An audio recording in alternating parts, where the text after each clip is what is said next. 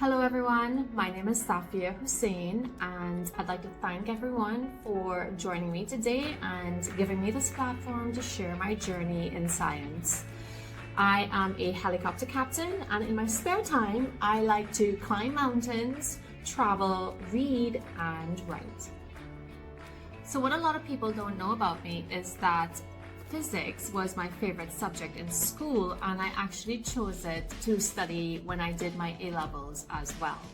I had no idea at the time how beneficial this would be in my aviation studies as well, especially on the theory of flight, learning how a wing works on an airplane or a rotor blade on a helicopter involved principles that I was taught by my physics teacher in high school.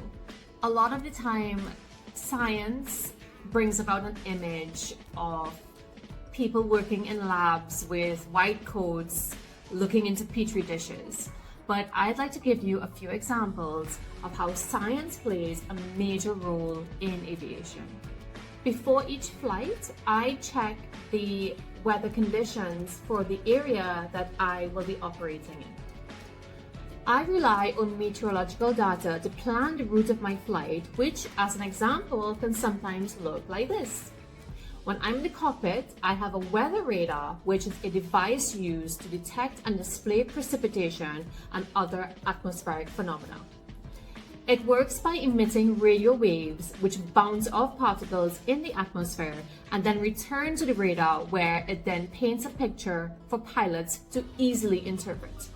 I also use a GPS in my helicopter, which I'm sure most of you already know stands for Global Positioning System. It works by satellites transmitting signals to my helicopter and giving me precise locations for my landing areas. When you think about it, it's actually pretty incredible. Last December, I traveled to Antarctica and summited the highest peak on that continent. The summit stands at 16,050 feet and temperature varied from minus 20 degrees Celsius to minus 30 degrees Celsius. At such a high altitude and such low temperatures, there's a high possibility of acquiring frostbite, which is when tissue or skin freezes. It usually affects the external parts of your body, so your fingers, your toes, your ears, your nose. But I had a little secret weapon against frostbite. These are called hot hands. These packets contain various chemicals, including iron powder.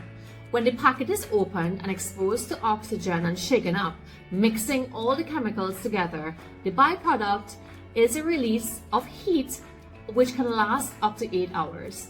I was clenching these as I made my way up the mountain, and I'm happy to say, due to science, I have no frostbite. In 2021, I journeyed for almost 200 kilometers in Nepal in the Himalayas, making my way to Everest Base Camp. At 16,500 feet, there's a scientific research station called the Pyramid.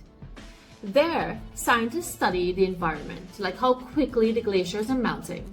They study human psychology at high altitude, as medical conditions such as HAPE, which stands for high altitude pulmonary edema, which is the accumulation of fluid in the lungs, and HACE, high altitude cerebral edema, which is swelling of the brain, both caused by high altitude. They also study the geology of the area. I hope this video inspires you to follow your dreams and realize that science is for everyone. As young women, we're sometimes boxed into certain careers, and I am here to tell you, as a living, breathing example, that there are worlds of opportunities out there, and you can have these careers and enjoy them as well. I hope one day I can meet all of you in person. If you'd like to follow my adventures, you can on social media, on Instagram, at Pilots and Passports. Thank you guys so much for having me today. I wish you a wonderful day.